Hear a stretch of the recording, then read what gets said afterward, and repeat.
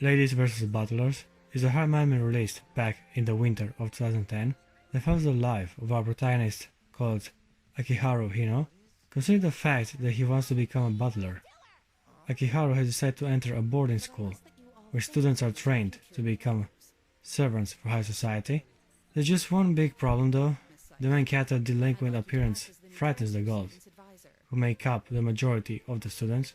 Because of that very reason, the anime has the best first episode in the harem genre. The introduction of the protagonist was rather cliché and kinda standard for this type of shows, but what follows next was a sight to behold.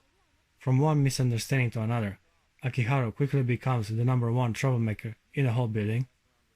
I've caught you, you sexual harassing, child molesting delinquent! Not sure if the main character is extremely lucky or simply has a special talent for ending up in compromising positions with a bunch of girls in his first day of school.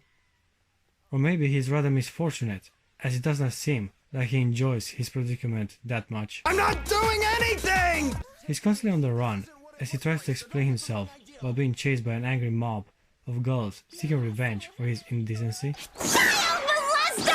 I knew that you'd get the wrong idea! I really enjoyed this introduction. He fits the show rather well, as he presents all major female characters one after the other, while also giving us much needed insight on what kind of man the protagonist is. Akiharu seems to be a pretty nice and calm guy, despite the many rumors and misunderstandings circulating around him. Isn't he the transfer student who was just admitted? What? The one who's been reported to be the most dreadful of degenerates? He means well and has respect for others. One of the main reasons he decided to join the boarding school is that he no longer wanted to be a burden for his relatives. The protagonist takes his education and job seriously. Too bad he has problems in communicating with the other students, mainly because of his red eyes and overall rough appearance. In contrast to that, Akiharu has a caring personality, but is extremely dense in regard with girls and matters of love. Actually, the anime itself ends with the main character getting what he deserves for being too ignorant to his female classmates' feelings. You idiots!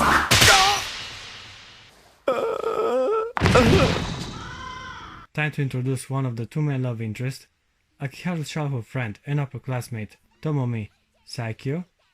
She seems to be polite and on the surface an innocent girl, but in reality, she's constantly plotting and manipulating the people around her. The main character is well aware of that, and from the start regrets having to deal with her again.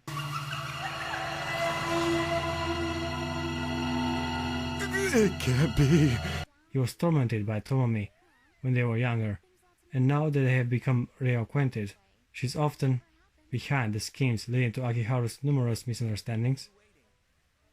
Even though the protagonist tries his best to avoid her, Tomomi has too much embarrassing information about him as a child that she is essentially blackmailing him into keeping quiet. I'll try my best.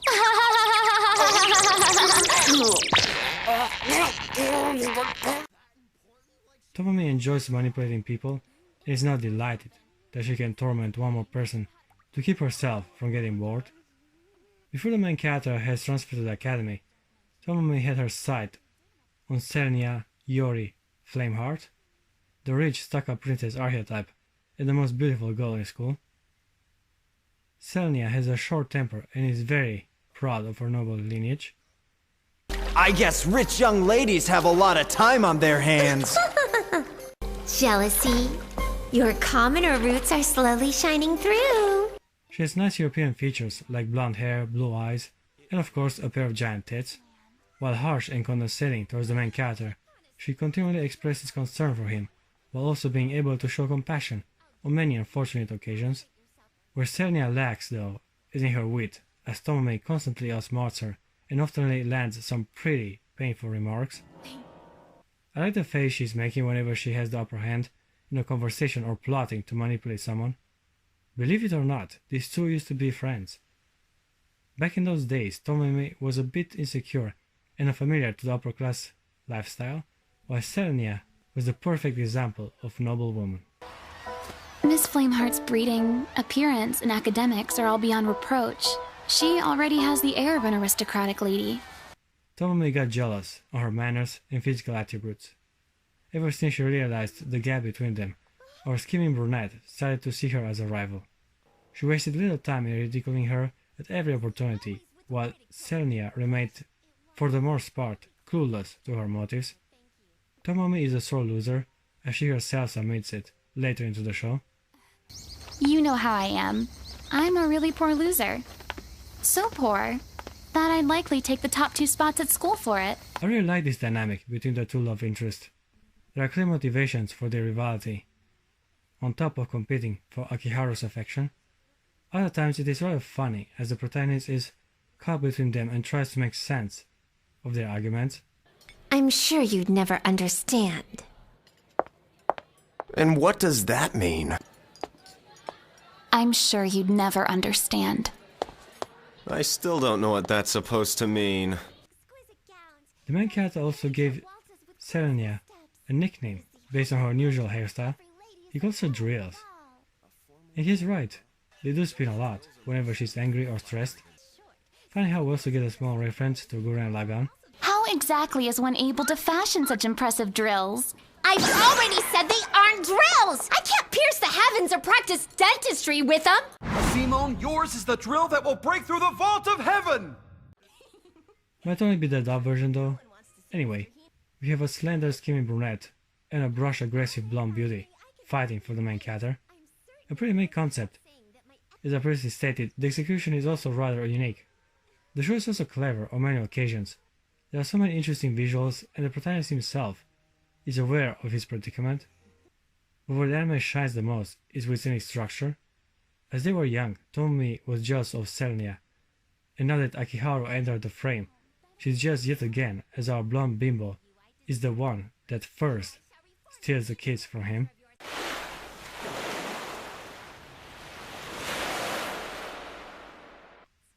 Yet again, her status and physical appearance have outplayed Tomomi, and yet this time she showed a bit more restraint and understanding. She grew as a person and came to accept defeat, arguably because of the influence of the main character. This was a nice subtle progression, as Tomomi went for a story arc as the show came to a close. Okay, there are other characters worthy of mentioning, like Akiharu's cross-dressing roommate, Koaro Daiichi. She pretends to be a boy because of her strict father, who told her to graduate as a butler instead of a maid. It was fairly obvious he was a trap, given his obvious appearance and voice. I'm warning you now. You better not stick your nose into my life. She rejects the protagonist at the beginning, but slowly starts to admire his courage, to later on develop a serious crush on him. I like Hino? That can't be true! Let's go on the list. Might be my favorite anime maid, Sanae Shikigami. She's incredibly clumsy and causes Akiharu much trouble, nearly in every episode. I like her optimism and energy to try something new, while mostly failing spectacularly in the process. The protagonist pretty much gave up on her accomplishing any task, as he's oftenly the one that has to endure her clumsiness. Sanae also has an older sister that obviously also have a problem herself. I was also enrolled in the master course until our middle school days, but our family suffered some financial issues. Sounds like some pretty heavy stuff there. Saori Shikigami is just as weird, but instead of tripping at every step, she has a habit of taking her clothes off without minding where she is or who is present when she's undressing. Obviously these events result in an abundance of fan service, despite her being an episodic character. I guess it's only fair to also mention a secondary male character too. Shingo Todoroki is one of the very few boys in the entire school. He's an outright pervert that only came to this specific school because the girls attending are either beautiful maids in training or high-class ladies from prominent families. I thought it was kind of weird how he was accepted into the academy, given the very strict selection when it comes to the male students. How come a dude with this kind of behavior was allowed in? I'd do anything to get your card! I'll be your manservant, or if that's no good, I'll trade you kisses! Kisses? Pina Estos is a princess of a small country who transferred to Japan because of her love for anime. Yeah, her name can be misleading. This is a request for Miss Pina's Form Clan Estor. A request for me? But her dedication for otaku culture is firm, something I can respect. Anime has taught me how to appreciate so many things in my life. Friendship, hard work, success. I got one more girl to mention. A transit student from the Middle East, Aise Kadim. She's a very shy foreign princess that is always accompanied by her female bodyguard. The protagonist had a little incident before, as he accidentally saw her naked while she was changing in the classroom, of all places. Akiharu was obviously not at fault, but her costume demanded for him to take responsibility for his actions and marry the foreign princess. Not a bad deal, to be honest. You got an eye full of cheesecake and get to marry into a wealthy family. You're so lucky! It was an accident! Okay guys, I give Ladies vs. Butlers an 8 out of 10. This is a solid entry in the harem genre, with an engaging story, enhanced by enjoyable and compelling characters. Sonia Iori Flameheart shall accept whatever this task happens to be.